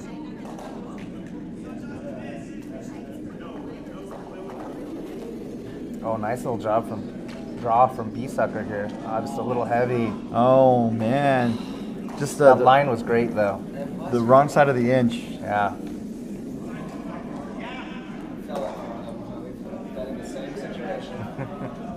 So just a reminder that in 10 seconds, coverage of this end is being brought to you by Endgame Curling, manufacturers of the Endgame Origin and Endgame Icon brooms. Both rooms feature eco-friendly fabric replacements, innovative locking sliding position, a large radius sliding bar, and more. EndgameCurling.com. It also makes a wicked smoothie. If you're making a smoothie with a curling broom. Yeah, that's going to be an interesting job. Especially with the carbon fiber. Yeah. Well, you can make a giant straw out of a curling broom. That's true. Just a party straw. Some people put flasks in curling brooms, right? You know, the broom handle flasks and stuff. Yeah. So like just a giant curling broom straw. Oh, we got Jamie Connell's last. I think now she's throwing weight at this, and it's coming back. She's going to clip the red. Oh, but it might jam on this yellow. There we go. All right. All right, you're not set up bad now. Ooh, You've got an angle on that red. There's 3 reds in the rings, Yeah. all surrounding a lonely CCMF. And that CCMF Yellow. stone, that red is angled quite nicely. I think you just got to make contact with it, and that yellow goes. So this is now, the danger is shifting to CCMF. yes, now the control is kind of in Biesecker's hands. And so that's kind of the danger if you go to it's not necessarily a prevent defense, but just, Yeah, you can't necessarily think, oh, I'm out of the woods if we just kind of, yeah, try to force them to one, because the other team is going to still try to. yes. They're going to fight. They're not going to just roll over. You're always going to put up as much of a fight as you can. But we are the lead rocks, so I'm pretty sure we're going to get possible 8 if they want to go the distance. Yeah. Although this is also one of the quick turnarounds draw times. In between draws, there's usually about 30 minutes for a quick pebble, nip, and mop. Okay. But we had a midday scrape, but that midday scrape was already happening. Yeah. So, Stipstyle is coming for CCMF, which again is not country folk. It's a reference to the curling club of Marfa, which we're told is an artsy type of enclave or city outside of Austin, Texas. Okay. I think that guard might do the job. Let's see, it's out of the way here. I mean, you just need to make contact with that red, but that guard is just staggered a little bit.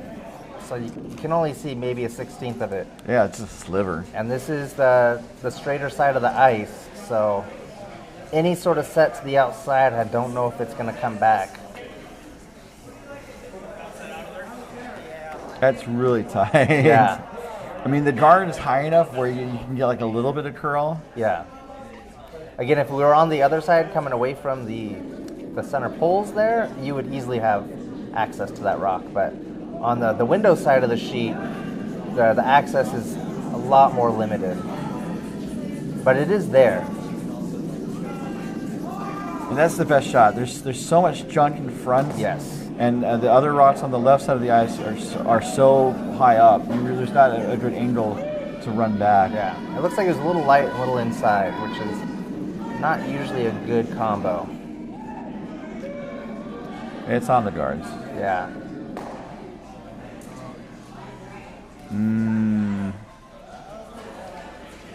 I didn't hate the weight choice on that call. I think his line was just a little inside on his release.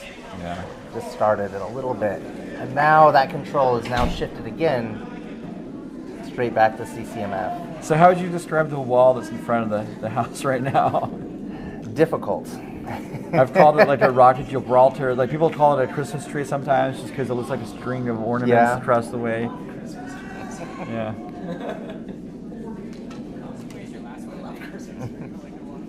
I would call it, would not want to play against it. Last round coming for CCMF. This is their skip, Kyle Anderman. Repping the Dallas Stars, which is an affront to people from Minneapolis. You'd mentioned playing possible 8 ends, but if Team Biesecker doesn't score here, we'll see if they want to continue on, or Yeah, that's true. being down 7 with 2 ends to play is not ideal. But this is also, like I said, this is the last game, so like That's sometimes true. people That's just want to very keep true. playing. Happened, I guess, at the last Olympics, the China, the Beijing. Oh wait, those are summer games. The 2022 Beijing Winter Games. Whereas maybe it's a World Championship, but basically the U.S. was playing Denmark, Okay. and Denmark was getting slaughtered. And so normally they would have shaken hands because it's courtesy to shake hands if you're down. Yeah. But Denmark kind of turned to Schuster and said, "Hey, like this is our last game. Would you mind just letting us finish it and stuff?" As long as both teams are agreeable to it, then sure. I mean, I have been in Bonspiels where I have been on the quote-unquote slaughtering side, and I've let the team continue on. They did ask, and I was like, yeah, no, it's fine. I'm okay with it. Well, then it's the other thing is that sometimes I've seen also kind of like the phantom handshake where like, you know, it's like, we're shaking hands because it was a really good end. It's like, you gave up 6 points and you're shaking hands. It's like, because it's a good end. Yeah. And apparently, like, it's happened before. And like, if you remember the team, you know, I'm not going to try and name the team or anything. It's just, looks like another steal. Under Yeah, this. yeah. It's just a little narrow, I think, and it just over curled and crashed again on the top guards. It's a steal of 1. Yeah. So like, yeah, you know, doing a handshake, and then it's like, okay, sorry, they conceded the game. It's like, I was calling that game for the Oval. And it's like, are they done? They shook hands. And it's like, but they're still playing. What's going on? Like, are they practicing or something like that after a championship? Yeah. And it's like, no, they were still playing. And I guess it's kind of weird because, you know, they could have come back perhaps, so they weren't eliminated. Okay. And so it's like, we're shaking hands because it was a good play. It's like, who does that? Yeah, that is true. And that's a steal of 1. Just to make it official. And the bell hasn't rung quite yet, has it? No. Okay. 2 minutes. So yeah, they have the opportunity to play all 8. And they're doing a victory formation, it looks like. Yep. This is pretty much the right play. If you are up by 8, 2 ends to play, rocks in play are not necessarily your friend. Or, yeah, you don't want guards Yeah. at the very least. You Yeah. can try to put rocks in just to immediately start junking things out. It's just start getting into a hitting game. Yes. As we see Jamie Green, Team Biesecker, a combination of Denver and Billings players. Both Jamies are from Billings, although Jamie Green started out at Denver. Okay. So that's the story. It's kind of funny. Like sometimes, like you listen to an NFL game or a college game, it's like, yeah, we're doing the interviews before the game. It's like, when are there times to do interviews before games? And Yeah, stuff? exactly. Especially at a curling tournament where you're always doing broadcasts and stuff. Yes. But it does help. It's also how do you pronounce your name again? Yeah, that's true. Travis Kelke?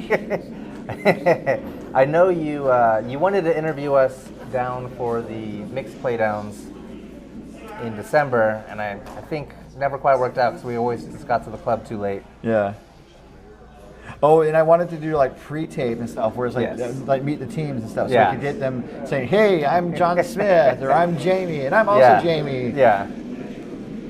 And then we're this team from Billings. Yeah, and it's like we just practice. We're not in uniform, and we don't want to do it. It's like, okay, that didn't work. Yeah. I think maybe next year just give us a little heads up. That's true, or The maybe email, yeah, have throw a in the pre-tape. email. Yeah. Yeah. I also want to set up a room and do like fog. Ooh. And like lights in the act like- background. yeah. Do some TSM power poses. Yeah, that'd be fun. That would be great. You know, just really make my production even more complicated. There's the bell. There's the bell. Do you hear the bells that chime, telling us tales of woe and stories of hurry hard? See, woe has double meanings and stuff. Oh, looking around the rings here, it looks like we now definitely do not have the most competitive game. on It's the a very sheet. near thing, though. It is. So I did end game last end. Just reminding myself of some business to take care of.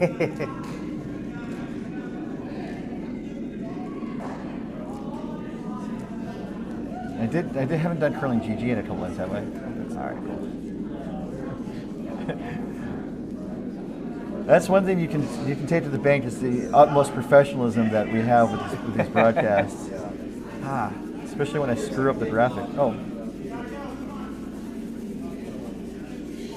All right, coverage of this end is being brought to you by curling.gg. After all that buildup.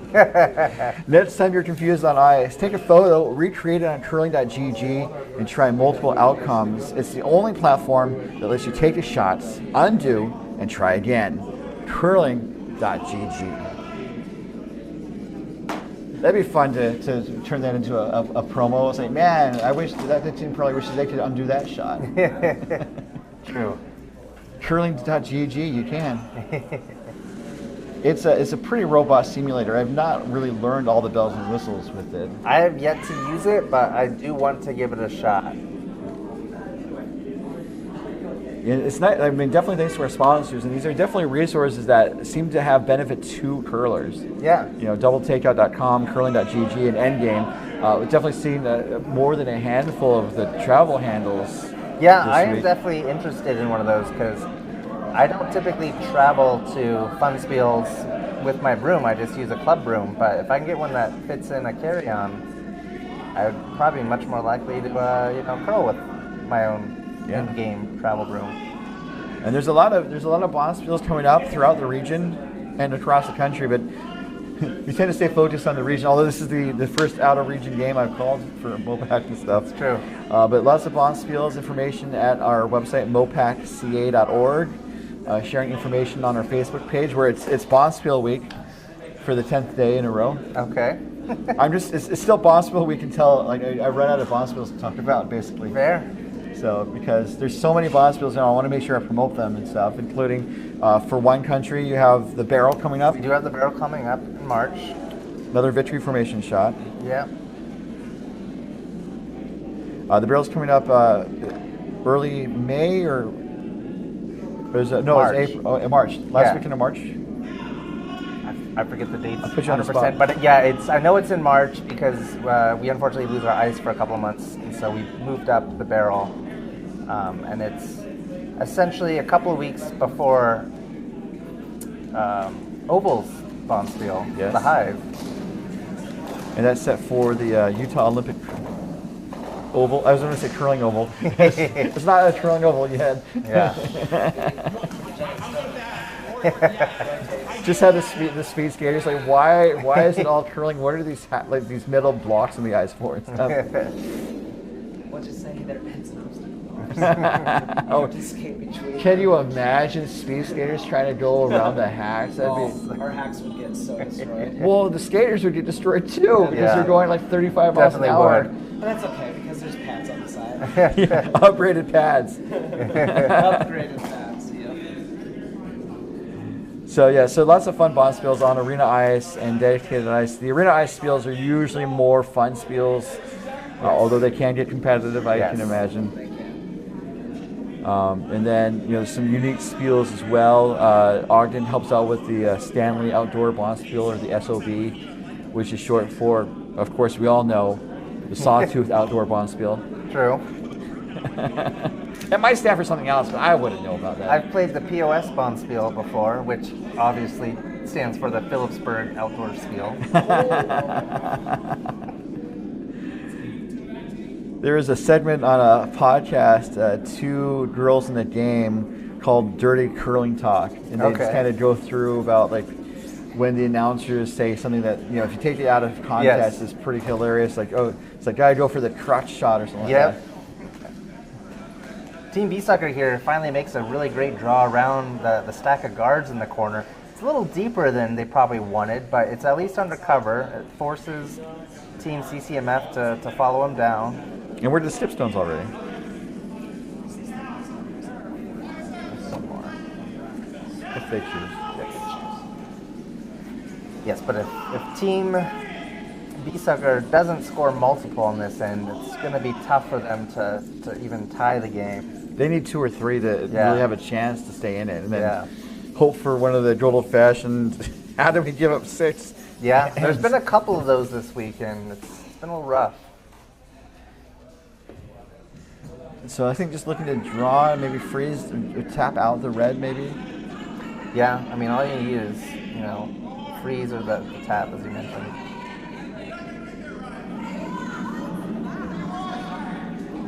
Line's going to be super important, especially since this is the swingy side of the ice. Yeah, it looks like it might be on the guards. It's close. Oh, it's on the guards. That gives Team Biesecker an out. Just come around those a little higher, and then you've got yourself set up for definitely a possible multiple. So we've heard of a skip's deuce. Could this possibly be a skip's truce? It could be. Of course, these skips don't want any sort of truce. It's an all-out battle out there at the moment. It's a battle royale. 2 teams enter, 1 team leaves, followed by the other team.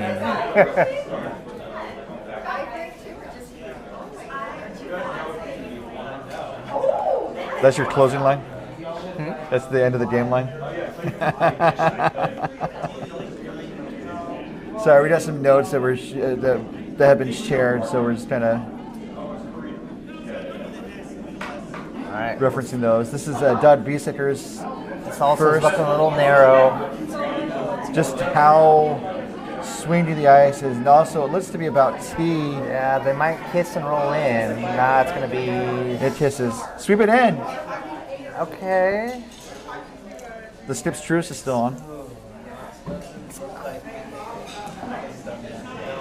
That port is there To draw if he wants in. to draw in, or he can just kill that top one in the top there. Don't hit into the pile. Yeah. Someone's gesturing at the pile of cards like, don't hit into the pile. I mean, the angle over here on that red, yellow, yellow, you can bump up a yellow pretty easily. That's doing true. that. That's true. That's a good point. It's just usually when I throw into a pile of rocks, it's a disaster. Yeah. But also usually there's no other Yeah. shots.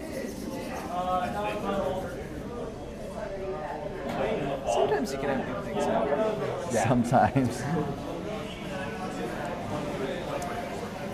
Oh, I should probably show the curler that's throwing the rock. Last rock without the hammer. This is the skip for CCMF, Kyle Anderman. Looking to draw around the red rock that was put up. Which is a good call. Again, even if you gave up 1 in this end, it's pretty much not a bad idea. The danger is raising the red into the rings. And that Gonna seems to tap be it. what happened. Oh, I think so. Yeah, now he's got an open draw for 3. Skip's truce. That keeps him in the game a little bit. If he gets a 3 here, it might be worthwhile to at least throw in the first couple stones in that See if they got illustrious 8 in that is tough to hit at these Bonspiels. it. Do they have the dog? What does Dan Campbell say about the Detroit Lions? They have to have the dog in them or something like that, or I don't know. eating kneecaps or something. All right. Yeah, the only thing you got to do here is make sure you have enough ice. Last We rock. know this is the side that swings, so you can't be too wide. Can't be too light either. That's true. Those are your 2 misses of being too narrow and too light. And that app crashes sometimes. It just happens. Did we miss anything? No. We're coming in. Looks like we're light. That's fooled Yeah. teams.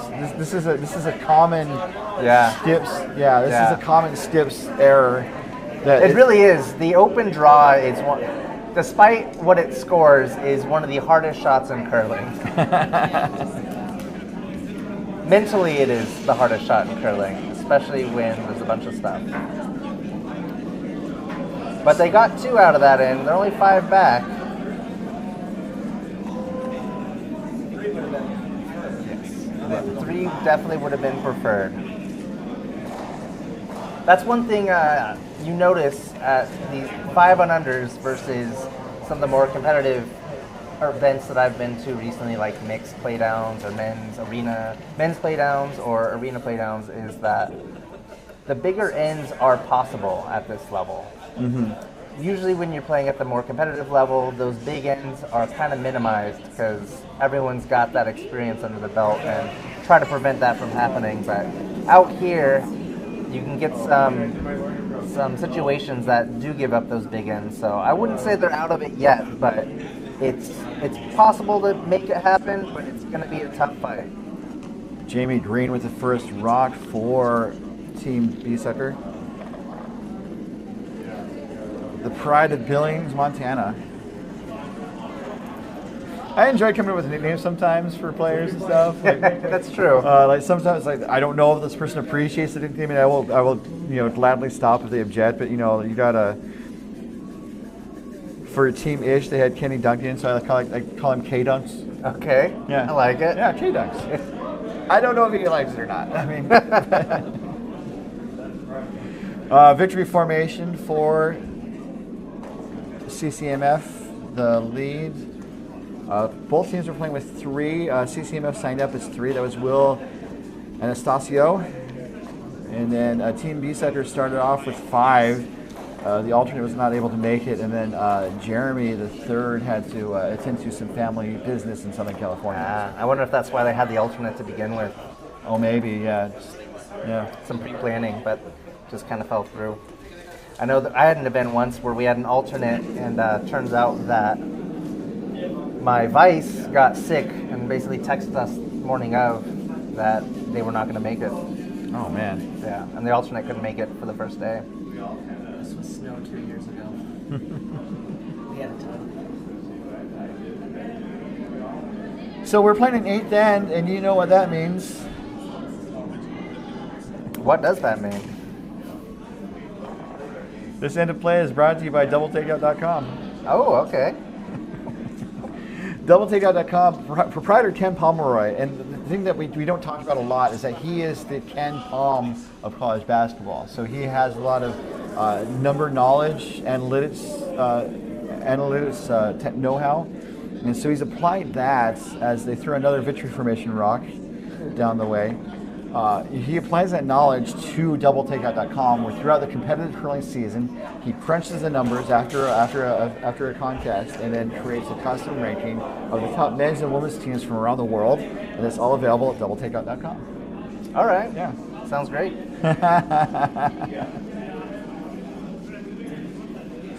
Definitely a huge thanks to our sponsors. Indeed. Definitely appreciate, like I said, the coverage, and I know they make the coverage possible. Oh, so yeah. Definitely appreciate it. So Team Biesecker here, they actually are setting up the end how you need to. If you're trying to steal, you want some center guards up there in the double centers. You get something wrapped underneath there, then you get yourself set up for a good chance at stealing. They do have to steal essentially 5 to stay in the game, 6 to win. That's a tall order. Yeah, it's Especially a tall order. one of these is going to go through their house out of play. Yeah. So just to let you all know, we're going to be back at 4:30. Had to check the time. We're not going to be back in 10 minutes. 4:30. Where we have the last draw of the day. So there's no MoPac After Dark. Indeed. Which is deeply... I believe, and you could correct me if I'm wrong, I'm pretty sure that next draw game is going to be Hot Dish versus Good Curling. That is correct. How did you know? I might know because I'm coaching Hot Dish. And Hot Dish is a wine country team taking on Good Curling, which is oval and wine country and stuff. Indeed. The Cats is from the oval Indeed. and stuff, so that should be a fun game. Cats are relatively new, I think finishing their 2nd year of curling. I do remember playing against them at the Hive either last year or the year before. So, Yeah. Okay. Yeah, so it should be a fun contest. It's coming up at 4:30. That's our feature sheet game. And then And I will have to decide if I want to join you back here or if I have to do coaching statistics. or just do it from the couch. Indeed.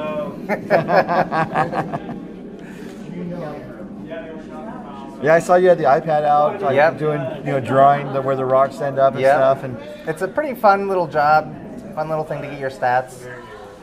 so I don't have an iPad for that, but I recreated an old school score sheet. and Okay, stuff. nice. So to mark whether right. or not it was an in-turn, out-turn, the type of shot, and whether they made it or not. All right. Haven't done it for this weekend because it's been a busy weekend, and also these are rookies and stuff. You don't want to. Yeah. It's like, man, they missed another shot.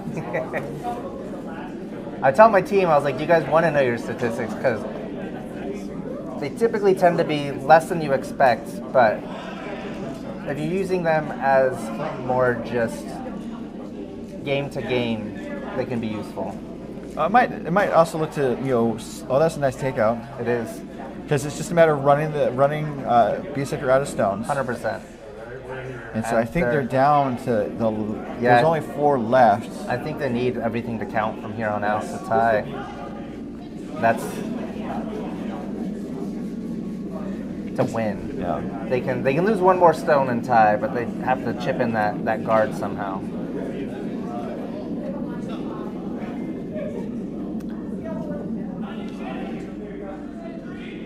And then for statistics, I'm not doing percentages, so it's kind of hard Yes. to do it during the game. Yeah. So I just kind of say, oh, they're making a lot of inturns or out turns, Yeah. or a lot of draws. They're making their draws, or they're making their takeouts, or not making their takeouts.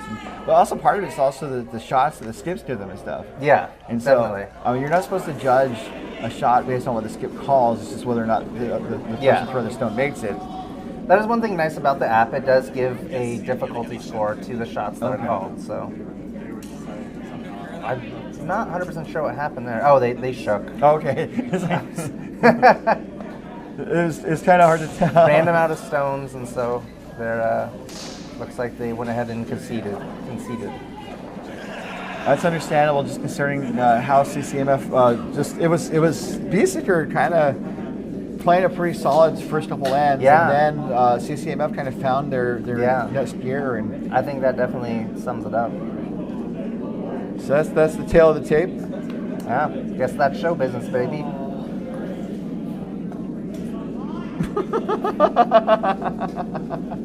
Darren's not even here to hear that. I know. It's all right. He may watch this back. All right, so we're going to wrap things up. I'm going to go around the rings one last time. Before I do that, just another friendly reminder. Thanks to our sponsors, including, you know who they are. You know the spiel by now because I've said it a lot, but doubletakeout.com, offering a ranking of the top men's and women's teams around the world for curling, updated throughout the competitive curling season by Ken Pomeroy, doubletakeout.com. And by curling.gg. For skips and curlers who love a good game, curling.gg is your ultimate practice tool, curling.gg. And by Endgame Curling. They make brooms, no. I used that line already. Endgame Curling.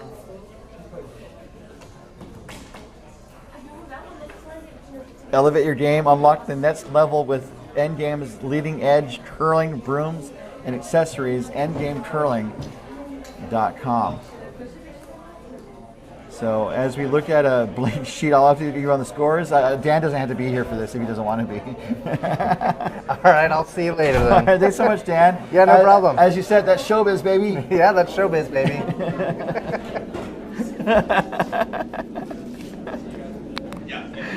All right. Let's update the scores and then we'll sign off. Definitely appreciate people tuning in. As we have one game left on the ice. Actually, I think they're all... No, they're all done.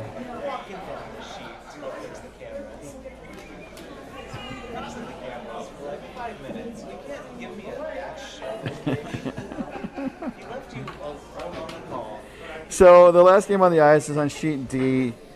It's a fourth bracket quarterfinal. We have Holy Sheets taking on Escape Artists from OC Curling. Escape Artists is currently up 10-4, and we might be nearing the end here. They could be playing the string out. The other games in action have wrapped up. We had Broomstones, the Broomstones, taking down Team Ish, the Coyotes, 8-2. And then we had New Kids on the Rock from Silicon Valley, Wine Country, defeating It's Not Light, but It's Okay of San Francisco, 9-2 that final. And then the other game, the feature game you just saw, was a CCMF of Lone Star taking down Team Biesecker of Denver and Billings. That final was 10-5. So we're going to step away.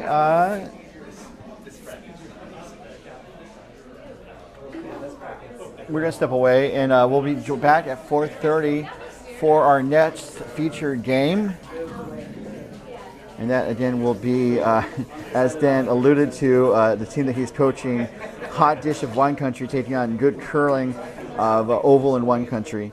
That's at 4:30 p.m. So until then, on behalf of all of us here at MoPac, Curl Vegas, and with deep thanks to our sponsors, DoubleTakeout.com, Curling.gg, and Endgame Curling, this is your host Ryan saying so long, good curling, and we hope that you'll join us at 4:30 p.m. Pacific. Bye for now.